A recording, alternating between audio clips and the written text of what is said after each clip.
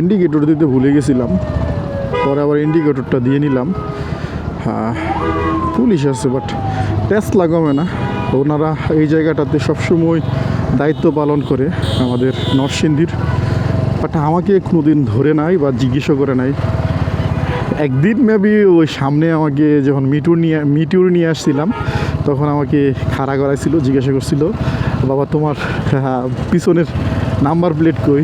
না, আমাকে প্রথম জিজ্ঞাসা করছিল যে আপনি গাড়ি কিনছেন কতদিন হয়েছে। তখন আমি বললাম স্যার আমি তো গাড়ি কিনছি খুব বেশি দিন হয় নাই, আমার নাম্বারও হয়ে গেছে, বাট নাম্বারটা পিন করে রাখছি, লাগাইতে পারতেছি না। পরে আমাকে উনি বোঝায় বললো যে নাম্বারটা আপনি লাগিয়ে নিন, কারণ এখন তো প্রচুর চেকপোস্ট হচ্ছে।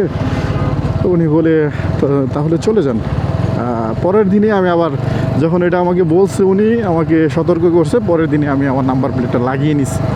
আমি যথেষ্ট পরিমাণ আইনের প্রতি শ্রদ্ধাশীল। আইন ছাড়া একটা দেশ চলবে না, এটা আমরা জানি।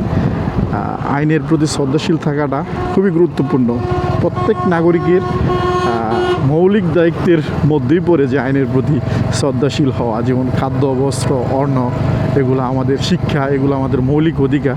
এরকম আইন মানাও আমাদের একটা মৌলিক অধিকার করে দেওয়া উচিত ছিল। আমরা অনেকেই আপনার রাস্তার যে রুলস রেগুলেশন এগুলো মানি না, সেটা আমাদের ব্যর্থতা। যদি আমরা আইন এবং রুলস রেগুলেশনগুলো সবসময় মেনে চলতাম তাহলে কিন্তু আমাদের দুর্ঘটনা কয়েকাংশে কমে যেত এবং আমরা নিরাপদ গন্তব্যে সবাই বাড়িতে ফিরতে পারতাম। কিন্তু আমাদের এই তাড়াহুড়া এবং আমাদের আইন না মানার যে প্রবণতা, আমরা সুযোগ পাইলেই ধানে ভামে উল্টাপাল্টা টানাটানি করি, যার জন্য আমরা নিজেরাই এই ভুক্তভোগী এবং আমরা পরিশেষে দেখা যায় দুর্ঘটনায় পতিত হন।